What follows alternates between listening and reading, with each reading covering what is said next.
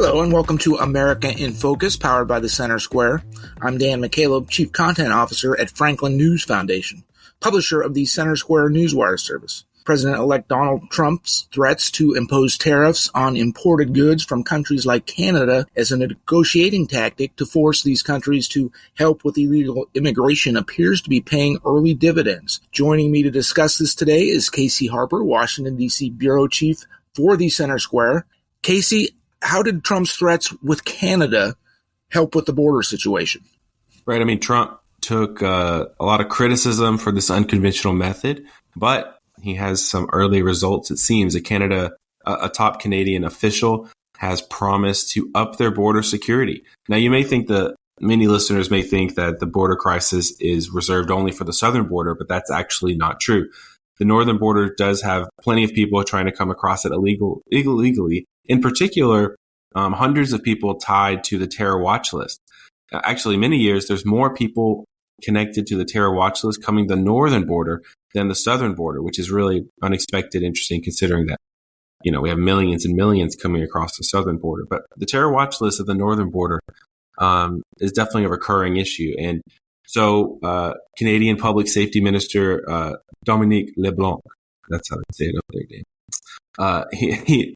The public safety minister promised to told the Canadian Broadcasting Corporation that they're going to up border security. Of course, Trump threatened 25% tariffs against Canada and Mexico if they don't do something about the illegal immigration crisis.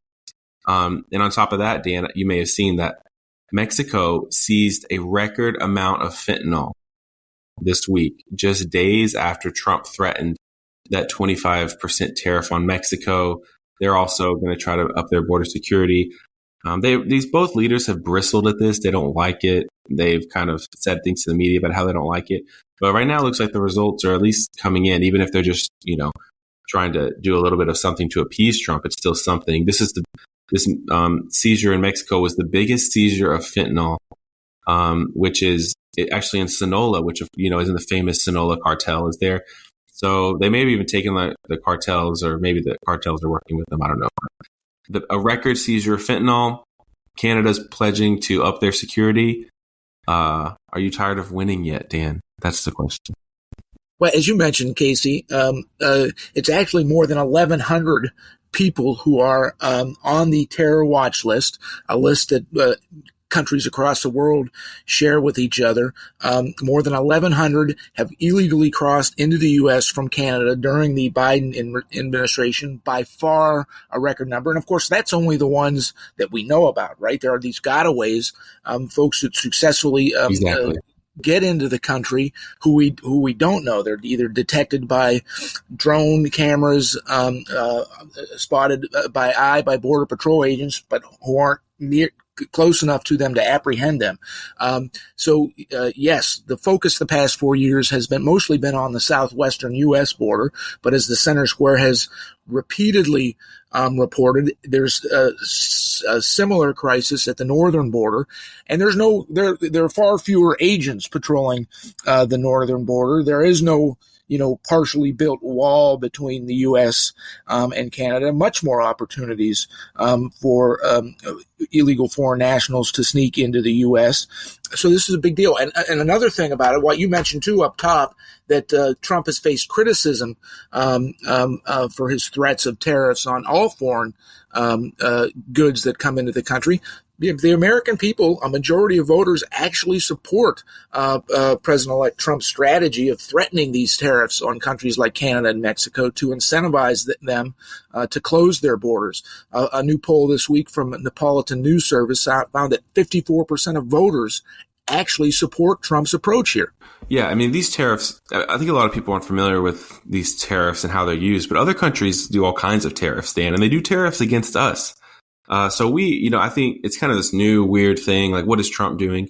But other countries do tariffs and they use them against us as well. And as you said, a majority are behind this. 54% of voters support Trump's approach compared to 31% who don't. And 15% are unsure. And I've had that number. I'm surprised that number is not higher from this Neapolitan News Service poll, just because tariffs are really confusing. They're complex. They're not something that have been a part of mainstream political debate or discussion. in recent years. As Trump pointed out on the Joe Rogan podcast when he was running for office, tariffs were really big in like the Gilded Age, for instance, in different times in American history. They've been wielded much more effectively and with more commonplace to do so. But again, going back to this poll, 52% think Trump's strategy will work. Right now, it looks like it is working. And go back to this Mexico thing, Dan. It was over 2,000 pounds of fentanyl that was seized. 2,000 pounds. I mean, 1 ounce of fentanyl is enough to kill you. So this is a crazy amount of fentanyl that was seized. But this is the kind of thing we probably wouldn't even have known about if Trump hadn't threatened these tariffs, because this stuff is coming into the country every day. It's getting put into all kinds of other recreational drugs not normally associated with fentanyl. And that's why the opioid overdose epidemic is still at record levels. And as we've reported, repeatedly at thecentersquare.com, fentanyl deaths have skyrocketed in recent years. The precursors of fentanyl are made in China, shipped to the cartels in Mexico, and then illegally smuggled over the border. And that has been a huge, not the millions of people who have been smuggled across the border. The fentanyl and other illicit narcotics has caused a huge problem and thousands and thousands of deaths in the U.S. The fentanyl crisis is something that needs to be dealt with.